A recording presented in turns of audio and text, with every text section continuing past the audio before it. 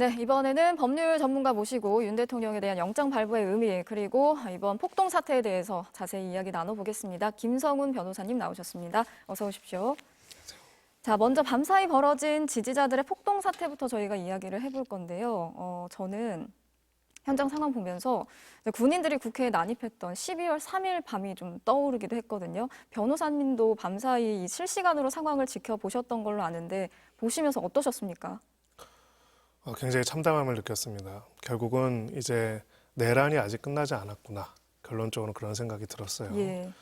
중요한 이제 민주공화국의 헌법 질서를 지키기 위한 중요한 선들이 있습니다. 그 선들이 계속 하나씩 무너져 내리는 것들이 느껴졌고요. 그것이 계속되고 있고 더 확산되고 있다는 것을 경험할 수 있었던 부분들이 있었습니다.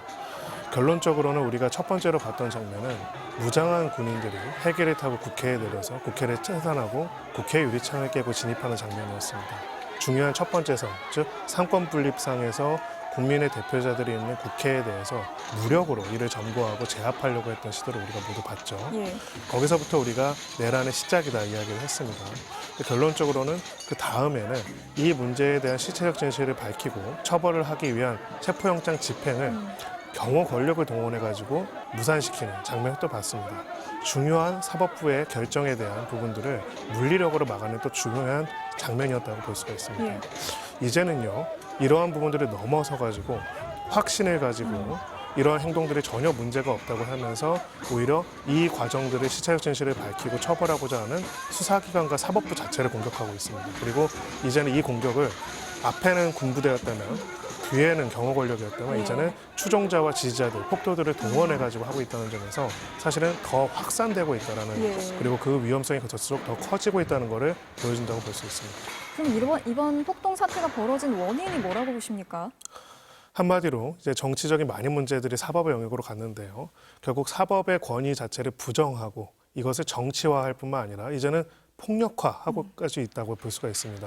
결론적으로는 우리의 상권분립 체계 속에서는 우리 사회의 갈등과 법 해석에 대해서 최종적인 권한을 가지고 있는 권위 있는 곳이 바로 사법부이고요. 사법부의 결정을 존중하는 것이 민주공화국 모든 시민들과 주체로서의 가장 기본적인 것이라고 할 수 있습니다. 그 때로는 마음에 들고 때로는 마음에 들지 않더라도 그래도 법원의 결정을 존중한다는 것은 우리가 지켜야 할 최소한의 선이었거든요. 근데 그것이 무너지기 시작한 것입니다. 그거는 무너지는 장면은 훨씬 더 앞에서부터 있었습니다. 계속적으로 사법부의 영장 발부 자체를 불법 영장이라고 단정을 하고 또 사법부 자체를 공격을 하고 판사들 개개인에 대한 공격들을 하다가 하다못해는 이제 서부지방법원이나 법원 전체를 마치 하나의 정치적인 지향을 가진 곳으로 몰아붙이면서 완전히 법과 법이 집행될 수 있는 최소한의 신뢰와 권위 자체를 지도자라는 사람들이 정치인이라는 사람들이 그리고 심지어는 법률가들이 무너뜨리고 있는 그것을 계속적으로 선동하고 있는 상황들이 이런 상황까지 초래한 것이다라고 볼 수가 있습니다. 네. 윤석열 대통령이 계속해서 지지자들에게 메시지를 내왔잖아요. 함께 싸우자 이런 이야기도 했고 이거야말로 좀 제2의 내란이 아닌가 말씀하신 것처럼 그런 생각이 드는데 이런 부분에 대해서 책임을 물을 수 있습니까? 네, 결국은 이제 내란이 한마디로 비상계엄 한 번이 아니라 계속적으로 내란이 선동되는 것이 아니냐, 내란 선동은 계속되고 있는 것이 아니냐라는 것을 합리적으로 생각해 볼 수밖에 없습니다. 왜 그러냐면요. 내란이라는 것은 기본적으로 어느 정도 수준의 내전을 유발하는 면이 반드시 있습니다. 결국은 일정 기간의 평온을 해칠 정도의 폭동이라고 할 수 있는데요. 이번에 공격당한 것은 서부지방법원이라는 한 법원의 어떤 건물이 아닙니다.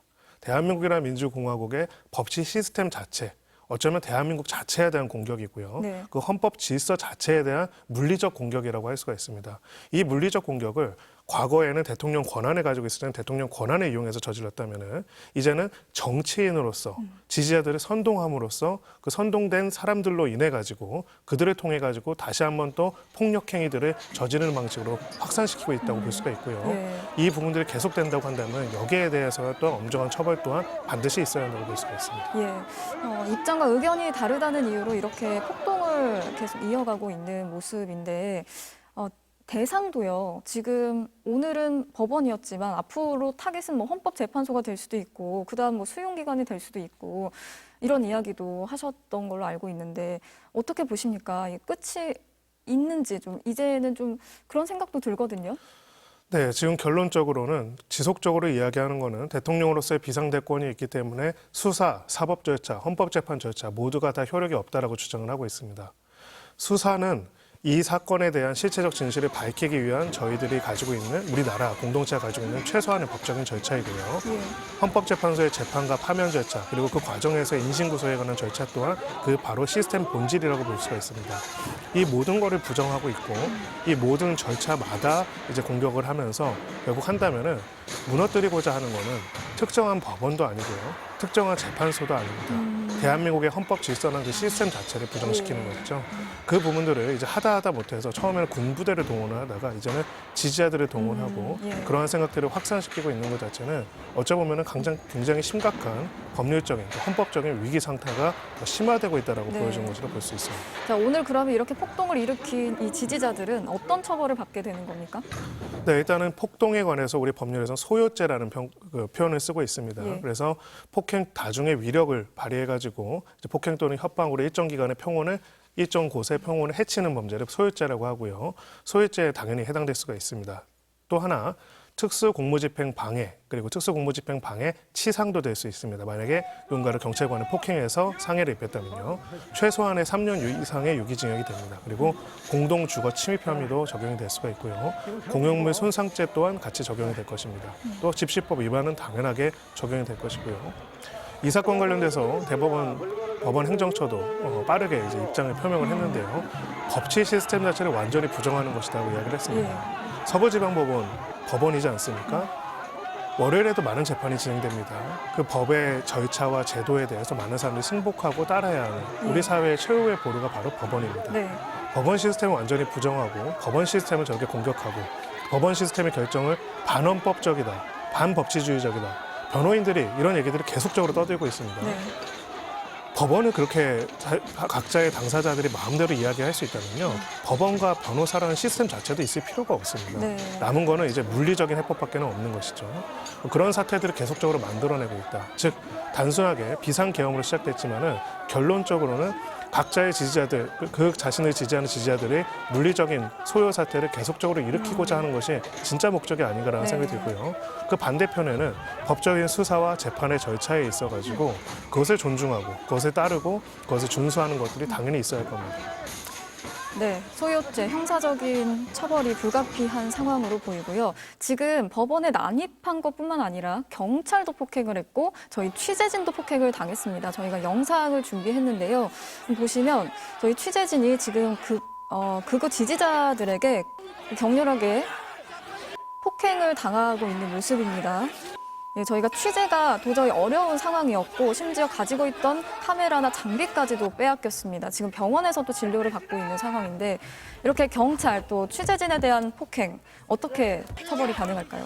네, 저거는 일단은 특수폭행 혐의가 당연히 정해지고요. 또 정도에 따라 특수상해도 될 수가 있어요. 특수폭행일 뿐만 아니라 이제 상해까지 결과까지 입었다고 한다면 특수폭행 치상이 될 수도 있습니다. 지금 결론적으로는 저런 모습들은 한마디로 다중이 자신들의 위력으로 자신들의 정치적 의사에 반대되거나 자신의 정치적 의사에 따르지 않는 국가 공권력뿐만 아니라 개개인들을 폭행하고 다니겠다는 것이거든요. 네, 자, 변호사님 속보가 들어왔는데요. 경찰이 긴급 지휘부 회의를 열었습니다.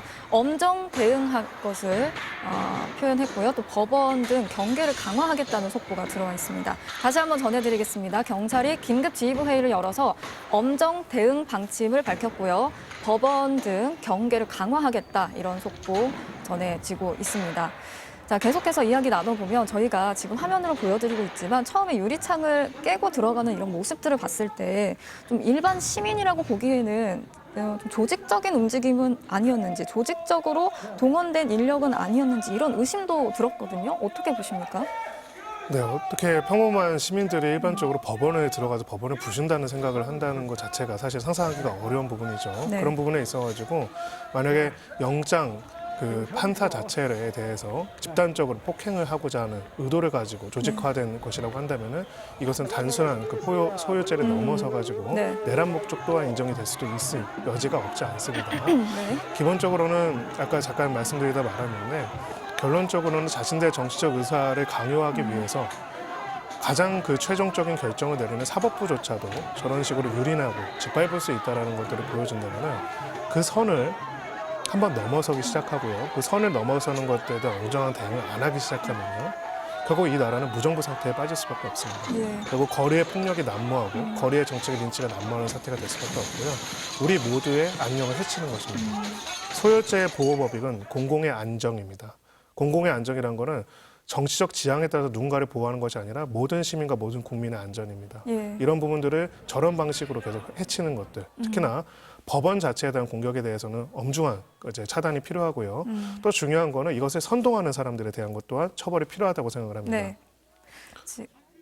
지금 경찰이 긴급 지휘부 회의를 열어서 엄정 대응하겠다는 방침도 들어와 있는데 어떤 방침을 내놓을 것으로 보이시나요? 잠시만요.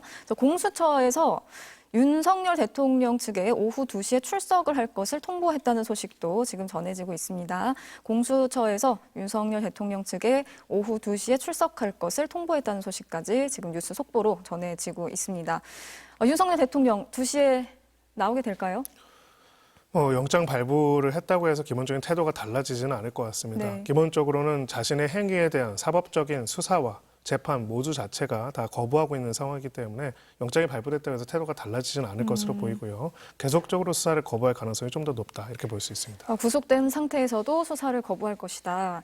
자, 그럼 저희가 구속영장 발부 상황 다시 한번 또 이야기를 나눠보면 헌정사상 현직 대통령 첫 구속입니다. 그럼 법원이 공수처가 청구한 혐의를 인정했다는 뜻으로 볼 수 있는 거죠? 네, 그렇습니다. 그 부분이 소명이 됐다고 판단한 것이고요. 죄를 저질렀다는 점에 대한 상당한 의심이 여지가 있고 예. 그리고 이제 도주 및 증거인멸의 우려가 있을 때 소위 구속영장이 발부가 됩니다. 즉 구속의 필요성과 구속의 상당성이고요. 네. 앞에 이제 범죄 사실이 소명됐는지가 바로 구속의 상당성입니다. 결론적으로는 이번에 벌어졌던 여러 가지 이 비상계엄을 저지르고 그 이후에 있었던 여러 가지 일들이 내란죄 우두머리로서의 혐의가 있다라는 점에 있어서 1차적으로 법원이 소명됐다라고 판단했다고 볼 수가 있고요. 예. 그리고 이 과정에 있어서 또 그뿐만이 아니라 그 범죄의 중대성을 봤을 때 도주 및 증거인멸의 우려, 즉 실체적 진실을 밝히는 것을 저해할 수 있을 만한 사정이 불구속 상태에서는 있을 것이라는 것을 네. 법원이 인정했다고도 볼 수가 있습니다. 말씀하신 증거인멸 우려 부분이요. 구체적으로 어떤 상황을 우려한 거라고 볼 수 있을까요? 증거인멸을 우리가 다시 한번 정의 내려보면은 실체적 진실을 밝히는 것을 저해하는 행위들을 증거인멸이라고 볼 수가 있습니다. 네. 어떤 물증을 파손한다거나 이런 것들도 있겠지만은 또 사람의 진술에 영향을 미치는 것 또한 증거인멸이라고 볼 수가 있습니다. 이러한 지위를 가지고 있고 현직 대통령의 지위뿐만 아니라 강력한 정치적인 동원력을 가지고 있다고 한다면은 사실 이 실체적 진실과 관련되어 있는 사람들의 여러 진술들에 영향을 미칠 수 있는 부분들이 있겠죠. 예. 텔레그램을 탈퇴했거나 휴대전화와 관련된 부분들도 있겠지만은 결론적으로는 수사 자체를 계속 거부하면서 실체적 진실을 확인하기 위한 절차들에 강력하게 저항하고 있다는 점에 있어서 예. 결국은 불구속 상태에서는 정상적인 수사와 재판 절차가 어렵다라고 판단했다고 볼 수가 있습니다. 네. 자, 공수처에서 계속해서 속보가 들어오고 있는데요. 공수처는 적법 절차에 따라서 영장을 발부했다. 범죄가 소명됐다. 이렇게 밝히고 있습니다. 공수처는 이 적법 절차에 따라서 영장을 발부한 것이고 범죄가 소명됐다. 이렇게 이야기를 하고 있습니다. 하지만 윤 대통령 측의 입장을 보면은 구속영장 발부는 반헌법적이고 반법치주의의 극치라면서 비판을 했거든요. 당연히 구속 적부심도 신청할 것으로 보이는데 어떻게 전망하십니까? 네, 그동안에 이제 법적으로 할 수 있는 모든 것들은 다 해왔기 때문에 체포 적부심도 했었고 또 체포 영장에 대한 이의 신청도 했었기 때문에 당연히 또 구속 적부심도 할 것이라고 보입니다. 네. 다만 좀 굉장히 우려스러운 게요. 적어도 법적 절차에 있어서는 하나의 당사자입니다. 예. 초법적인 권한을 가지거나 초법적인 지위를 가지고 있는 사람이 아닙니다.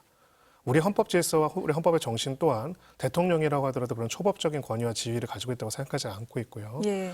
그런데 어떤 법원의 결정이 있을 때마다 그 결정이 자신들의 의사에 반할 때마다 반헌법적이다, 반법치주의적이라는 이야기들을 서스럼 없이 하고 있습니다. 이것 또한 중요한 선을 넘은 겁니다.